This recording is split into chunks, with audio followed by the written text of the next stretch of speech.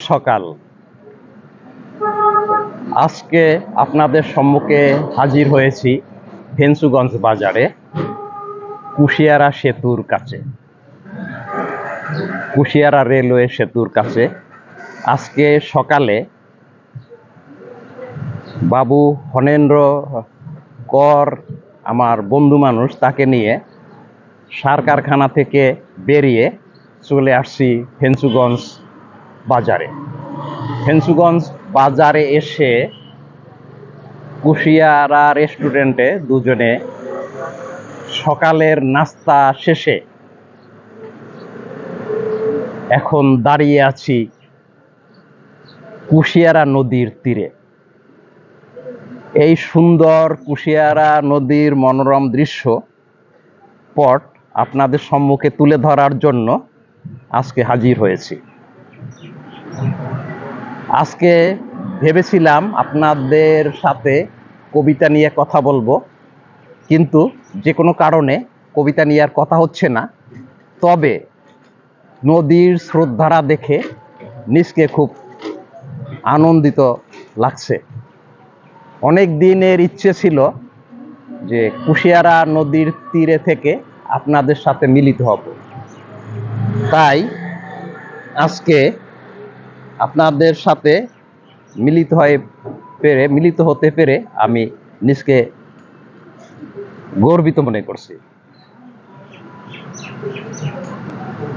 আসলে সারা দেশে তাপ দাহে সবাই দগ্ধ, কিন্তু তারপরেও আজকে নদীর পাশে দাঁড়িয়ে আসলে শীতল বাতাসের পরশে আমি শান্তি পাচ্ছি অনেকটা। দেশে চলছে প্রচণ্ড তাপদাহ, 40 ডিগ্রির উপরে বিভিন্ন জায়গায় তাপমাত্রা। তাই আপনাদের গরমের ভিতরে শীতল ভালোবাসা দিয়ে সিক্ত করতে চাই।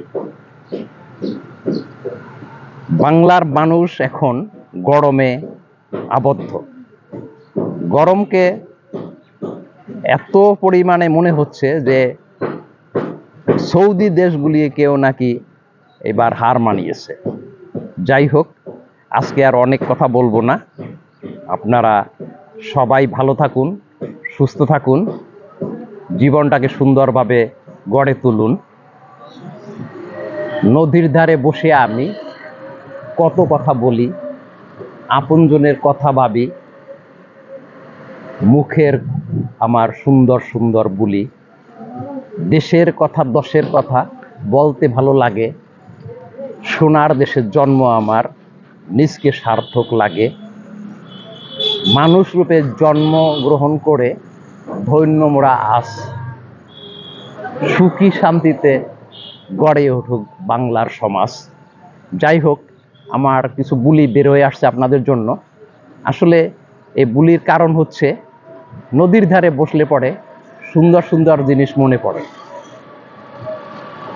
তবে এইটাই ভালো লাগলো যে আমার আজকে শখ পূরণ হয়েছে।